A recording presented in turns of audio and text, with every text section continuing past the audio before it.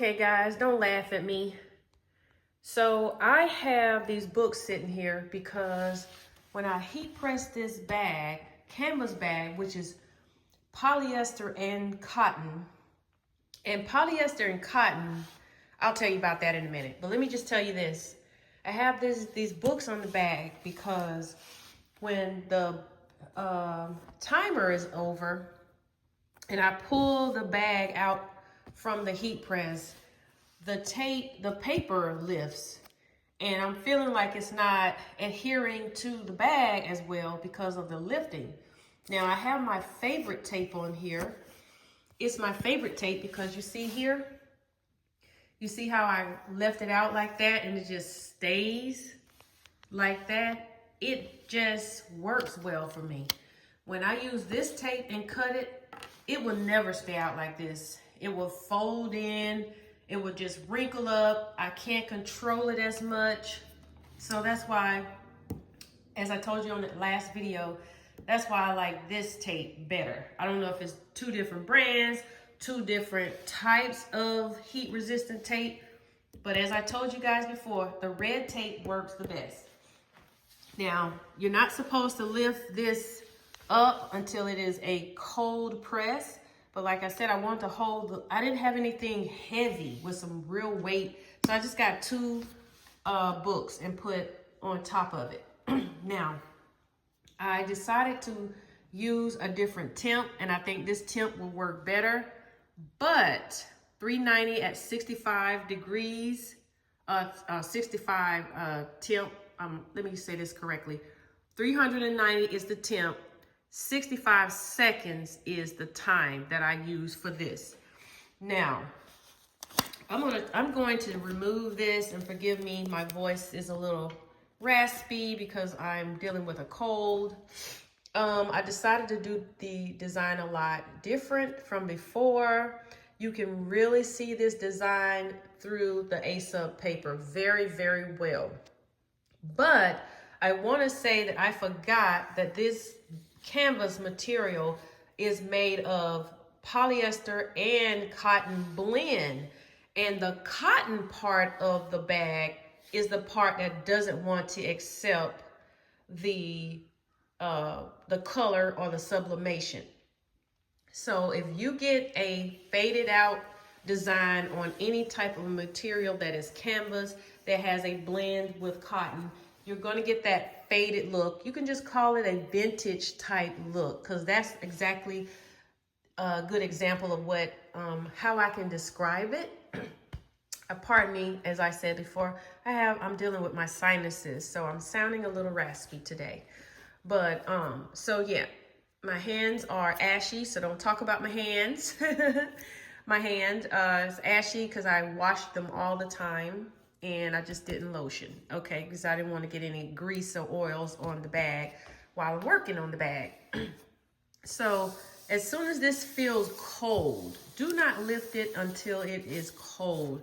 You may even want to remove it from being so close to the heat, because I can still feel heat coming from under. And so, yeah, you may want to just do that as well. And I did heat press it, a pre-press on both sides of the bag. I removed the pocket. I pulled the pocket away from inside the bag so that I wouldn't get that imprint of the pocket while I'm trying to design. Okay, so I'm just doing this for fun, and I'm the type of person that when something doesn't come out right, I'm going to attempt again. So this is my second attempt. And go over and look at that other video as well so you can see the mistakes, a lot of mistakes. Okay, so this is feeling cool now. So I'm gonna go ahead and lift it off, and I can see already that it looks much better. Voila, look at there. Much, much better. It came through so much better. And like I said, it is a combination the first time of I just didn't have it hot enough, and also it will have a slight faded look, although this doesn't look very faded at all. But you can't expect a whole lot when it is canvas and a poly blend, okay? I could have stand to use, I think, the lint roller also. Now that will also prevent your design from going on to your blank nicely if you have some lint going on. And I think I see a little bit of lint. I'm going to lint roll the other side, and I'm going to go ahead and let me show you what I got going on here. I made this a lot larger, and it's going to go on the other side, okay? I'm gonna flip it over and do it on the other side. So, you know, you learn from your mistakes, you learn what you like and don't like when you try. And so this is my second attempt. And like I said, if you have not watched the first video, you will not understand what's going on. So you might wanna go back and look at that one also, and then come back to this one. But if, yeah, so it will make more sense to you. So yes, I'm so much more pleased. I did want it to come off onto the edges, the text, but this is as far as I could pull the text when I was designing it. It just would not go any further. So this is it.